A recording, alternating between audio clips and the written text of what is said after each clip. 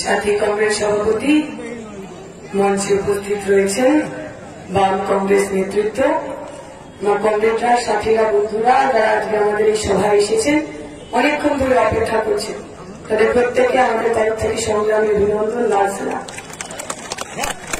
যখন আমি বাড়িতে তৈরি হচ্ছি না, আপনারা নিশ্চয়ই দেখেছেন, আপনারা যখন বাড়ি থেকে এখানে আসার জন্য তৈরি হচ্ছিলেন, আকাশের মুখটা বড্ড ভার ছিল তো, ভয় পাচ্ছিলাম আমরা, এই বৃষ্টি নামলো সেই বৃষ্টি নামলো।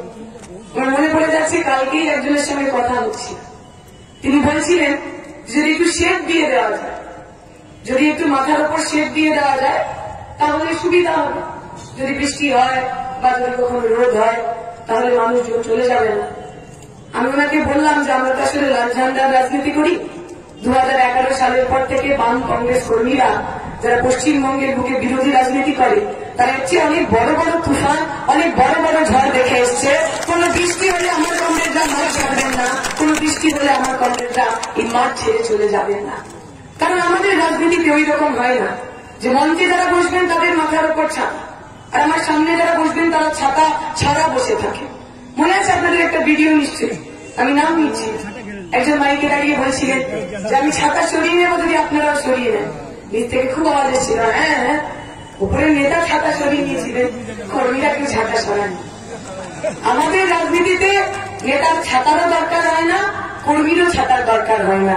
বৃষ্টি আসুক, বাদল আসুক, ঝড় আসুক, ঝঞ্ঝা আসুক, 44-45 ডিগ্রি টেম্পারেচারে যখন সারা রাজ্য জুড়ে হিট ওয়েভ চলছিল, তখনও আমার কর্মীরা মাথায় ছাতা ছাড়াই কর্মী সমর্থক প্রার্থীকে নিয়ে মানুষের বাড়িতে বাড়িতে পৌঁছে যাচ্ছিলেন। এটাই লাল ঝান্ডার, এটাই বিরোধী রাজনীতির পশ্চিমবঙ্গে 11 সালের পর থেকে যারা রাজনীতি করেছে তাদের ধাপ। আজকে আমি যখন এখানে এসেছি, ভিতরে আসতে পারি, সব মিডিয়ার বন্ধুরা ছেকে ধরেছে। যেখানেই আমি প্রচারে যাই মিডিয়ার বন্ধুরা আসেন এবং একটাই প্রশ্ন করেন। আমি ওদের বললাম যে আমি ক্লান্ত হয়ে গেছি, কল্যাণ বাবু আজকে আপনার ব্যাপারে এই বলেছেন, আপনি কি বলবেন? কল্যাণ বাবু বিমান বাবুর সম্পর্কে এই বলেছেন, আপনি কি বলবেন?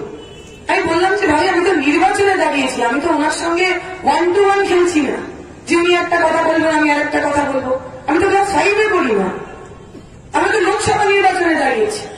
আমি শুনলাম উনি বলেছেন বিমান বাবু সম্পর্কে, বিমান বোস তার ব্যক্তিগত জীবন মঞ্চে দাঁড়িয়ে বলেছেন, আপনারা শুনেছেন নিশ্চয়।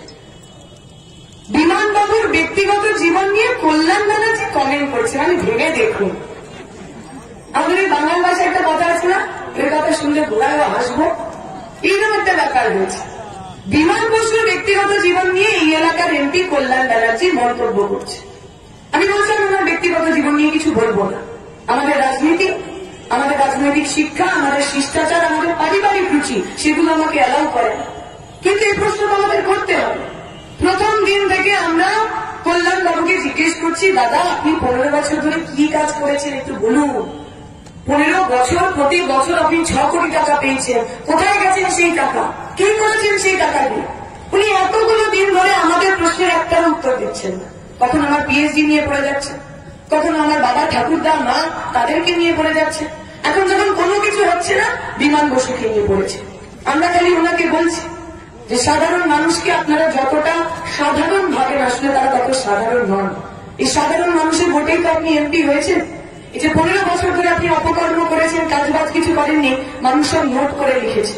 20 তারিখ যখন ভোট দিতে যাবে 3 নম্বর বোতামে এত জোরে ওরা টিপবে, আপনার ওই চেয়ারে বসার স্বপ্ন, আপনার 15 বছরের অপকর্ম সমস্ত কিছু ধুয়ে মুছে সাফ হয়েছে, তৈরি হচ্ছে না। আজকে সকালবেলা আমার বাড়ির সামনে দিয়ে ওনার প্রচার হয়েছে। আমার মা বলছিল, এই যে আমরা তো বলি সৌজন্য শিষ্টাচারের কথা, এর আগেও আমার মনে আছে আমাদের মিছিল হচ্ছে, প্রচার হচ্ছে, আমার সামনে তৃণমূলের কর্মীরা দাঁড়িয়ে আছেন। আমি মিথ্যা কথা বলবো না, একদম আপনাদের সামনে পাবলিকলি বলছি, কখনো কোনোদিনও কোন সাধারণ তৃণমূল সমর্থকের পক্ষ থেকে আমাকে কিচ্ছু শুনতে হয়। হয়তো স্লোগান হয়েছে, ওরা আমাদের স্লোগান দিয়েছে, আমরা আমাদের স্লোগান দিয়েছি, আমি হাত জোর করে নমস্কার করেছি, প্রত্যুত্তরে ওনারাও নমস্কার করেছে। এটাই তো হওয়া উচিত, ন্যাচারাল, সাধারণ, সৌজন্য। কারণ রাজনীতিবিদ হওয়ার আগে আমরা সবাই মানুষ, প্রতিবেশী, শ্রীরামপুর এলাকার সাধারণ মানুষ। আজকে আমি মায়ের মুখে শুনলাম আমাদের বাড়ির সামনে দিয়ে যখন কল্যাণবাবু গেছেন তার ঠিক 8 ঘন্টা আগে থেকে বাইরে থেকে 10-15 জন মহিলাকে তারা আমার বাড়ির সামনে দাঁড় করিয়ে রেখেছে। যে কল্যাণবাবু বাড়ির সামনে দিয়ে আসবেন তাকে আমার বাড়ির সামনে দিয়ে তারা ফুল ছুড়বে, আমার বাড়ির সামনেই মালা পরাবে। মানে ভেবে দেখুন, আমার পাড়ায় তিনটে লোককে ওরা জোগাড় করতে পারেনি, বাইরে থেকে লোক নিয়ে আসতে হচ্ছে, সেটা আলাদা ব্যাপার। এখন এই কথা শুনে আমার এসএফআই কর্মীরা খুব রেগে গেছে, বলছে দিদি আমরা ওটা বদলা নেব। কি করবি? বলছে আমরাও সবাই মিলে যাবো কল্যাণ ব্যানার্জির বাড়ির সামনে, তোমাকে গিয়ে মালা দেবো। বললাম ঠিক আছে, ভালো কথা, কিন্তু কল্যাণ বাবুর বাড়ি কোথায়? শ্রীরামপুরে। এখন মালা করার জন্য আমি কলকাতায় যেতে পারবো না স্যার। আমি এসএফআই ওদের বুঝিয়ে বললাম যে দেখ আর তো কথা দিন, 4 তারিখ পর্যন্ত একটু কষ্ট করে নি, তারপর তো শ্রীরামপুর থেকে যাদবপুর, উত্তরবঙ্গ থেকে দক্ষিণবঙ্গ, সব জায়গায় আমরা লাল আবির খেলবো আর ফুলের মালাই করবো, তাই এখন কষ্ট করে আমি আর কলকাতা যেতে পারবো। আমরা